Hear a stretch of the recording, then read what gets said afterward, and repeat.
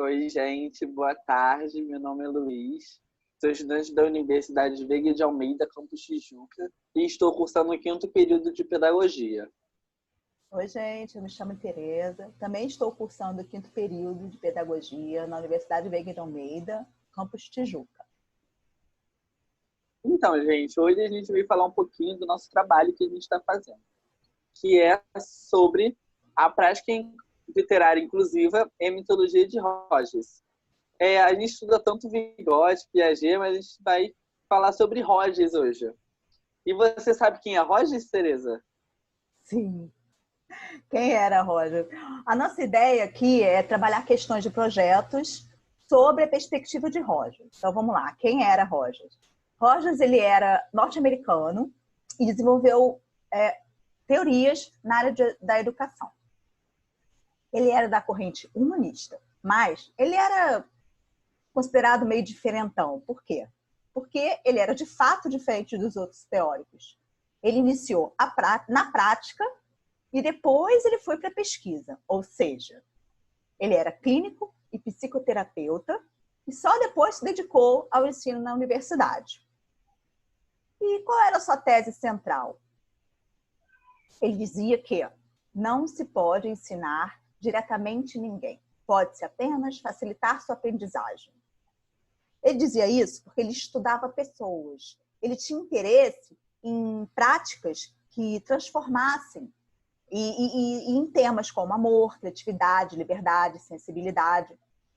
Sobre a aprendizagem, ele entendia que ela tem origem no interior da pessoa e que todo ser humano traz em si mesmo o desejo de aprender. Também traz o desejo de crescer, de se desenvolver, sendo que o aluno é o primeiro responsável por sua aprendizagem. E, quanto ao docente, ele dizia que ele era o facilitador. Deveria ter empatia, sensibilidade, compreender os alunos e seus sentimentos. Então, através disso que a Tereza falou sobre Rogers, né, as ideias centrais, a gente parte agora para o nosso partido projetos. A gente fez parte, ano passado, de um PIC-UVA, que é o Programa de Iniciação Científica da Veiga, e a gente teve a nossa orientadora Marilene Cambeiro, que era sobre contação de história. Mas só que ela fez um desafio para a gente. Eu não quero que seja para crianças. Eu quero que seja para deficientes. Quero que seja voltada para a educação inclusiva. E através das nossas buscas, a gente conseguiu nosso trabalho de iniciação científica iniciando mesmo na APAI do Rio, que é a Associação de Pais e Amigos Excepcionais, com sede na Tijuca, Rio de Janeiro, com adolescentes e adultos portadores de deficiências intelectuais diversas, mas todos, a maioria deles, quer dizer, com síndrome de Down. E essa instituição trabalhava com alunos de forma complementar à escola, não substitutiva. A atividade é realizada por seu caráter paradidático, e na nossa primeira abordagem que a gente fez nessa associação, que é uma ONG, a gente reconheceu o campo, traçamos um mapa para saber as particularidades de cada aluno, e a gente viu que era uma turma heterogênea. E a gente viu também que existem diversos universos diferentes, representações sociais diversas também ali dentro, naquela sala. E assim a gente acaba formando um seio de pensar no sentido dos professores e dos alunos, bem variado. E também porque o professor é o mediador que possui o conhecimento técnico e precisa articulá-lo também com a prática pedagógica. E além de ser um facilitador, como o Rogers também fala da aprendizagem. Obviamente, sem esquecer das relações interpessoais também que ele fala, né? Daí que ocorre quando a gente vai iniciar na sala de aula.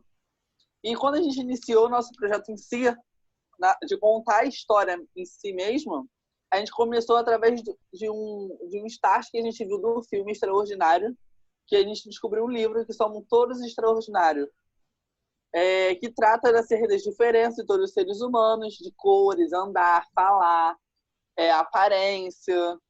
E desta vez, notamos que a turma foi mais acolhedora do que a primeira vez que a gente não foi lá sem contar histórias, foi para conhecer, eles acolheram a gente melhor nessa hora quando a gente contou. Porque o livro era pequeno, em 15 páginas. Na primeira abordagem a gente contou sobre o Flix, que Flix a gente pensou que ia ter uma sacada totalmente diferente, sendo que o livro era muito grande, a gente não prestou atenção, tiveram a concentração dele. E a partir daí, depois que a gente contou essa história, a gente fez atividade, que era do espelho, que a gente pediu para eles próprios se levantarem e fazerem um círculo e eles mesmos se olharem no espelho. E a gente fez a seguinte pergunta: todos que estão aqui são diferentes ou são iguais? A maioria ficou quieta, mas só uma menina, que era a nossa contadora de história oficial, falou: somos todos iguais, tio. Somos todos iguais aqui, ó, no coração, mas como e a gente faz as frustrações, que ele enxergasse isso dentro deles, que todos são iguais, mesmo perante da cor, perante do falar. E também o espelho que ele fala ali é o espelho que reflete na sociedade, fora do ambiente escolar. O que eles são na sociedade, e suas condutas, suas orientações e tudo mais. A outra história, que foi a terceira história que a gente contou, que foi a versão da Ruth Rocha, da Cegonha e a Raposa, em Fábulas de Esopo, novamente percebemos que as histórias eram mais curtas, eram bem assimiladas pelo grupo, que está escrito em 2 páginas apenas, essa parte assim. Então, cada vez que a gente foi passando, a gente viu que era mais rápido a assimilação para ele, o aprendizado, enfim. E após a leitura dessa fábula, a gente utilizou a interpretação de um tema de uma musicoterapeuta, Bia Bedran, representada por personagem através da história em CD. E a gente viu que ela cantava uma musiquinha, fazendo a abordagem, passagem, fazendo, né? E a gente viu uma menina que não falava, não participava dali, ela cantarolando. Ela cantarolando a música. A gente ficou assim, ela tá cantarolando o quê? Aí depois a gente percebeu, tá cantarolando a música. Então ela não prestou atenção na história, mas ela prestou atenção na música. Foi uma sacada também que a gente teve. E através disso a gente teve como resultado também as primeiras versões dele, das histórias. E surgiu a história da Cinderela, a história do Mickey e da Minnie, que eles todos queriam, a gente também contou, mas eles contaram também do jeitinho deles. E foi de uma coisa um resultado satisfatório pra gente. O último livro, que foi o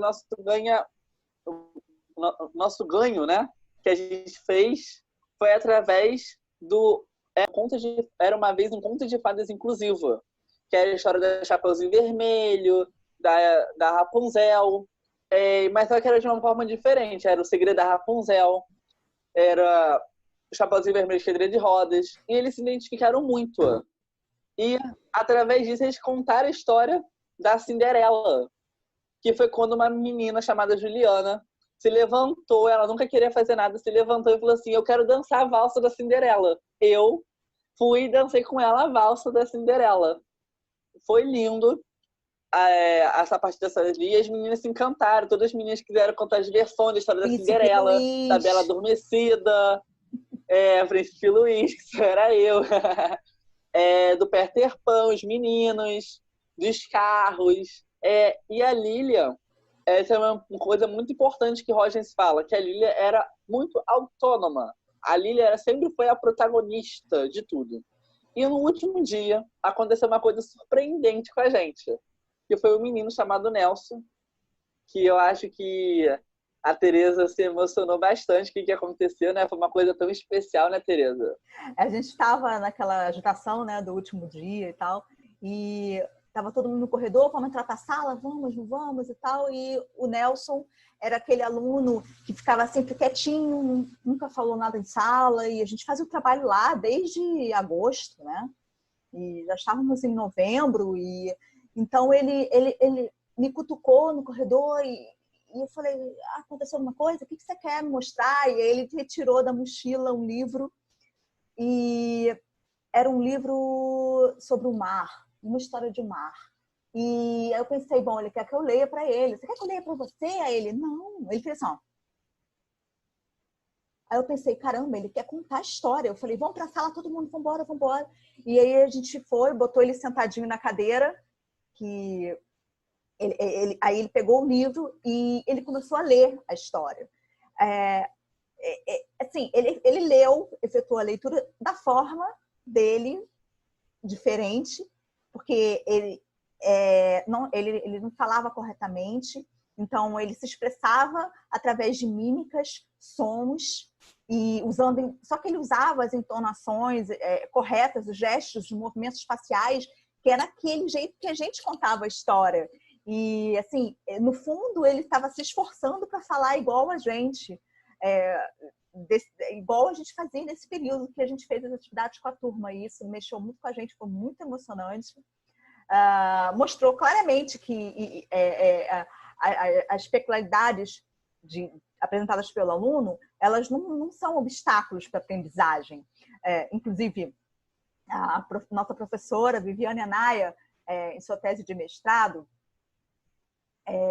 concluiu que as relações interpessoais são imprescindíveis para a prática pedagógica.